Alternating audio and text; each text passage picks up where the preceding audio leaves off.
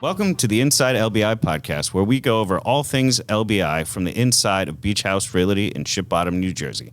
I'm your host, Mike Spark, joined by my co-host, Caitlin Grieve, and special guest, Emily Raleigh from the Dune Market, where the enchantment of coastal living unfolds one positive sandy footprint at a time. Welcome, Emily.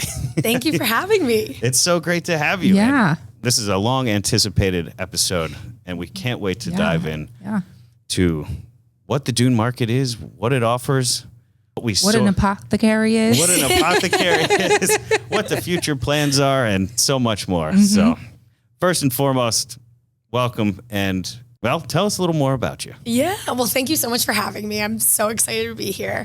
I am from LBI. My parents got our house here when I was like 5, so I spent most of my life here, lived here year round as we started to get a little bit older, so went to high school around here, things like that. And my parents still live here. I grew up in Brant Beach. Then I moved away for quite a while, graduated from high school and everything, and moved back 3 years ago now. Well, welcome back. Thank you. Happy to be back year round. There's nothing like LBI, so grateful to be back. Yeah, definitely. It is a wonderful place and a wonderful place to start a business. Definitely. So what is it like to start a small business here on Long Beach Island? I can't believe how wonderful of an experience it's been. And I think it really just speaks to how special our community is here. Our community has just been so supportive since the day I shared on Instagram that I was going to be starting this. And just right from the start, everybody who's in the community was so supportive, who watched us on the journey to opening, the people who came in from the day we opened, and we're just really excited to support the business and to cheer us on, to the other business owners. I can't believe how wonderful and supportive the other business owners are of each other. And it definitely makes you feel like when you're starting a business, entrepreneurship can be so lonely at points, but you can't feel lonely starting a business around here because you really kind of are all in it together, and everybody's so wonderfully supportive and they're willing to share every resource that they can. And I mean, from the day we opened, customers were coming in saying, I heard about you from this store or that store or from this person. So it's as hard as it is to start a small business, it's so much easier to start a small business here in a lot of ways because you already have this unbelievable community that wants to uplift you and make sure that you succeed and that you learn from their mistakes, and everybody just shares a lot of resources. So it's wonderful. Yeah, definitely. I think that's just seeing from the past, everyone else that we've had on, it's kind of the same message that we're getting over and over and over. So I think you really did pick a great place to start a business, just going off of what everybody else says. So before we get a little over our skis here and talking about small business, I think what we really need to dive into is what the Dune Market is and what the Dune Market offers. So can you offer a little insight? Yeah, definitely. So the Dune Market is a mixed marketplace, so it's why we called it a market. Basically, when I was starting the shop and really from the years leading up to it, I was always really enamored by concept stores. So these stores that they sell in multiple different kinds of product categories or have different services in general, but they have this overarching idea of what the store is and what it represents and what that brand represents. It tells a singular story, and that was really my goal. So it's a mixed marketplace. We have 3 shops in one, which is why we called it the Dune Market. So we have a home section that we call the Cottage. We have a apothecary, as we were talking about. Which we'll unpack later. Yes, absolutely, which is all kinds of wellness products. And then we have a bookshop of curated beach reads. So that's kind of what we do. And the whole goal is with all of it is that we are celebrating coastal living, and we're really trying to encapsulate what coastal living looks like here. Particularly, I think it's really special on the Jersey Shore, especially here. And we really are trying to kind of create this environment of what LBI feels like now, what it felt like 50 years ago, what it could feel like in 50 years. And just that coastal living is this really timeless activity and this timeless way of life. We try and really celebrate in the things that we sell and the way that we do what we do in this shop and things like that. So based on behaviors, and when you say the way we do things in the shop, from reading your website, it seems like everything has a purpose as to how you acquired it, why you're promoting it. Can you tell us a little bit more about your sustainability practices and kind of your thoughtful, for lack of better words, accruement of product, I guess. Yeah, absolutely. So we always say that the shop is thoughtful goods for coastal living. So what we kind of do with Do you have that trademarked? Don't. There's like a couple of things we really got to work on that front. So in the shop, we always say it's thoughtful goods for coastal living. So what we kind of try and do is every single piece that we source, whether it's a serving dish or it's a face wash or something, everything has this mission behind it and how it is sourced. We're really careful about that sourcing. It's a lot of research and just trying to figure out how do we make sure that everything in the shop is having a positive impact on the lives of other people, whether they are local, whether they're somewhere in the state, whether they're somewhere in the country, or whether they're on a different corner of the planet.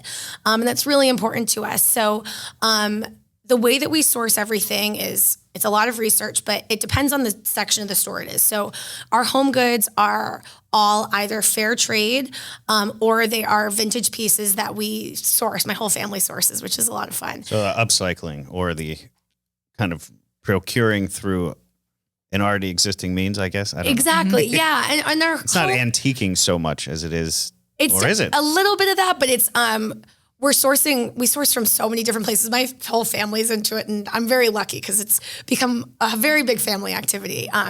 But basically, our goal with the vintage selection in the store is we're really just trying to give a second life to these beautiful pieces that we're now seeing, especially in the home space, that you're seeing the recreation of them, but a lot of times that recreation is not as high of quality, and those pieces still exist. And rather than them ending up in a landfill, our hope is that by giving them a second life, another generation of people, another like era of those pieces are going to serve as heirlooms in another family. Yeah. That part's a lot of fun. And with fair trade's a very interesting world that is very, very impactful in the way that they do things. And basically what it means is that it's a number of different tenants, and it means that artisans are getting paid a fair and living wage for their work. They have safe working conditions. Depending on where they are in the world, it might mean they have health insurance, they might give their kids scholarships for school, things like that. And the whole goal with it is that it's uplifting families, it's uplifting communities, it's really preserving these beautiful ancient heritage crafts that sometimes in different pockets of the world don't necessarily have the same market in these small areas as it might have had in the past. So the goal is to bring them into the global market and for other people to be able to appreciate them as well. So we source from over 30 different countries for those pieces. And it's just so amazing to see like the work that these organizations are doing. We partner with large nonprofits, small co-ops, little small businesses in different pockets of the world. So I love getting to do it. It's some of my favorite stuff is getting to work with these different partners and just see the impacts that they're having and being able to tell their story in our store. And I think it's really reflective of the way LBI is. I think we're such a special community in the sense that people really want to create positive impacts, whether it's like you're picking up trash on the beach or you're supporting local fundraising or whatever you're doing that's like just having a positive impact in the world around you. And so I just wanted our sourcing to really reflect the way the community already is. I don't think anyone's ever explained fair trade to me in such a simplistic, right, wholesome, informative way. So thank you for doing that. Because whenever you hear fair trade, you just think coffee and you think it's just like, well, fair. Yeah. Totally. I honestly didn't know the background. So thank you for unpacking that. Absolutely. It's really, and it's amazing. Like everybody does it really differently. And a lot of times it also means that the materials are sourced sustainably. So they're sourced locally and things like that. So there's also like an entire sustainability angle, and there's so many different angles of it. But the biggest thing is in a lot of ways, and I think it's the way business should be. Like it shouldn't be crazy. Yeah. To when think you start thinking about the people who are physically procuring the product, whether they're handcrafting it or are sourcing it themselves, that they too are treated fairly, is just on all fronts. Whether the way it should be, healthcare, working conditions, wages, you name it. But yeah, that's fantastic and great info. Yeah. But moving on to the other word, apothecary. Yes. While we're debunking myths here. What is an apothecary? So an apothecary is really, for us, is a reflection of our wellness products. So it's really like an all-encompassing word for products that kind of support your well-being. Okay. Like coffee?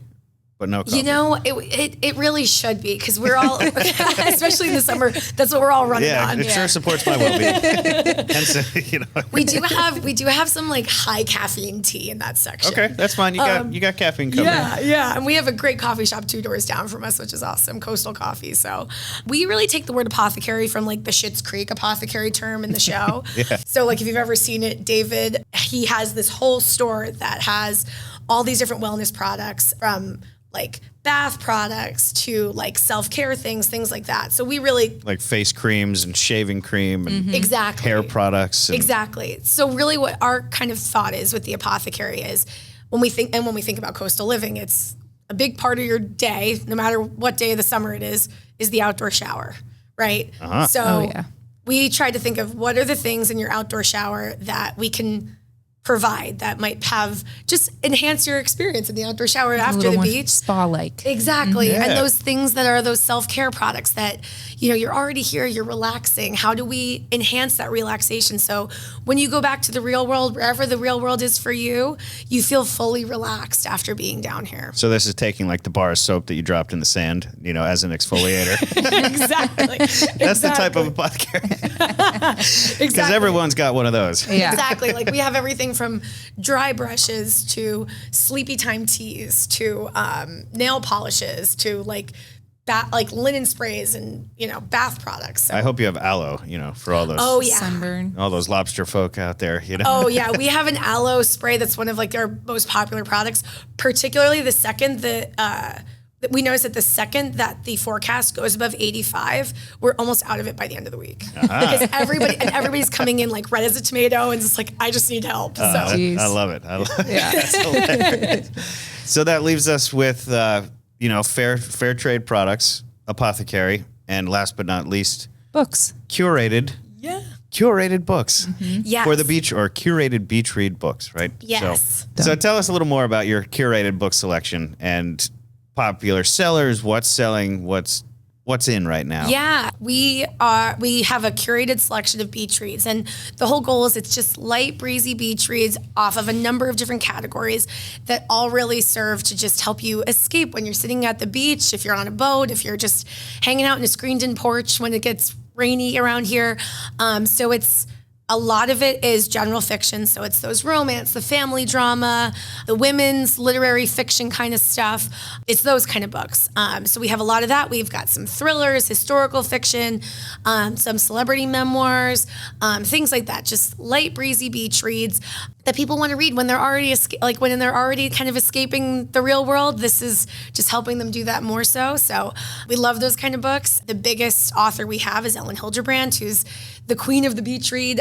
She does all of these books. They're actually all based on Nantucket, but very similar vibe to here in the sense that every book is centered around like this community of people that all have these interesting personalities and everybody's kind of living this wonderful summer like getaway life. And so those are the books people want to read because it's kind of reflected on what their time is like around here. So it's an enhancement to their experience. Yes. And it just also feels like when we were doing the shop, when it comes to coastal living, nothing says coastal living like reading a book on the beach to us. Absolutely. You know? So we have a lot of fun getting to work on the book section. I love that. Yeah. So what made you start the Dune Market? So I had worked in branding prior to this. So I was building brands for other companies and absolutely loved it. And I think while you're building brands for other people, you're constantly thinking about like the different kind of spaces in the marketplace and how you differentiate and how you fill those like voids and things like that. And so I think for a really long time, I was always thinking, if I were to create a brand for myself, what would that brand look like? What would it feel like? And so I always thought about like what a coastal living brand would look like that reflected my hometown. I had thought of it probably for about 8 years before I started this, but it was very much just kind of like this fun thought exercise because I never thought I'd be in a space to leave living in a city, and especially like with the career I had, I never thought I would have a chance to even be down here. And it was the same with my husband. Like we never thought we'd be able to move back here. And we were able to during the pandemic. And that's when it kind of went from being this fun little thing in my head to actually being this very real thing. In my previous job, I worked in international markets, got to travel a lot. And then when the pandemic happened, I no longer was able to travel. So the perks of that job kind of went away. And I think I started thinking, okay, what's like my next kind of thing after this. And being down here, I kind of said to my husband, I was like, I think I'd really like to open up a shop down here. And I had the privilege of working for amazing business owners down here growing up. And I think for me, I just seeing their example and stuff, and I got to see what this community was like, and how supportive they were of each other, and just the kind of life you could build down here, and how you could be a part of that community in a really valuable way. So yeah, it was just always something I thought about. And when we came back, I said it to my husband, and he was very much like, why don't you go for it? And I was like, wait, really? That's kind of how the wheels got turning. And I was really lucky. I found a space. I had kind of continued to ideate on what the business would look like and what the brand would look like. I always thought about the brand, but I never actually thought about doing a brick and mortar. But then we came back down here, it became a possibility. So That's great. That's great. That's awesome. And where exactly is the Dune Market located? So we're in Beach Haven. So we're on 5th and the Boulevard. So we're in the building that's right next to where the old Foster's Market was. So that old green building. So just past Fantasy Island on the right. Yes. Awesome. Are you open summer only? Are you open year round? We're open year round. So from the start, I think because of living here year round, I always loved the places that stayed open when I was growing up because you had something to do. So I really wanted to stay open year round, and we launched online last fall too. So between that, it kept us busy, which is great. So we're able to hang around all year round, even in the pits of January and February. Yeah, how about the nice Christmas goodies and things like that? Yes. Right. But talking about launching an online shop, let's not leave it at that. It seems like you've also offered wedding registries and have really delved into this, expanding your market beyond Long Beach Island. So if you wouldn't mind just giving us a short insight as to where you see the Dune Market going in the future. Yeah. So we've just been trying to figure out what are the ways that we can build out the business that are really valuable to our current customer base. And both of the things that we got asked a lot last summer was, are you available online? And people were like, can you help us with gifts for wedding showers? So that's kind of how that all took off, was just really what our existing customer base asked for. And so those were the two big things that we wanted to do. And I really wanted to do online from the beginning because I love shopping with small businesses online. And I think especially when you're not here, but you want that little taste of LBI, especially during the holidays and stuff, being available online was just something that felt right. I also came from the digital space. So to be honest, that part's a little bit more understandable to me than everything that was in person was a complete another experiment in a lot of ways. So the online, despite the intricacies of it, actually made a lot more sense to me from the start. So that was a lot of fun. But I think as far as where we go from here, I really want to see how we can build out the brand in meaningful ways that are valuable to the community, that are valuable to how the business grows while still staying with our consistent story of who we are and what we do and the way we do it. Mm-hmm. But yeah, I really would love to see how we can grow both online and in person. There's so many things I'd like to add to the store too that we're just packed at the gills with right now, because we're in a tiny little store, which I love because it feels really cozy and stuff. But so as a young entrepreneur who runs their own business, do you have any advice to anyone on LBI or anywhere looking to start their own business, become an entrepreneur? I would say the biggest thing is, and maybe this comes from working on the brand side for so long, really, really think through, what am I doing that differentiates me from other people in that space? And I think the biggest thing is, especially when you're in a small town, what makes this small town so special is that everybody is really trying to do their own thing, and it's unique and it's valuable to the community because you can only get it there, or you can only get that service in that way there. So I think whether you're in a small town, you're in a big city, whether it's digital or in person, making sure that you are doing something that is unique and is differentiated, I think is so critical, because that's how you really provide value to people. And I also think that makes everything else that you do so much easier, because you're constantly able to go back to that and think through, okay, this is what makes me special. This is what makes me different. How do I continue to breathe more life into that? And I think you can also evolve your brand and your business when you have that mindset, because you're honestly thinking constantly through, okay, I'm doing this and people are finding this valuable. How do I take this one step further? How do I expand upon that in this way? Because you're thinking about everything from a lens, and you're seeing it from a lens that other people aren't. Mm-hmm. So I think starting there is the most important thing you can do. That's great. Great advice. Couldn't have said it better myself. Yeah, absolutely. We hope that vision continues to grow as Yeah. you offer more and more at the Dune Market. Thank you. I appreciate that. Absolutely. We can't thank you enough for coming on today, Emily.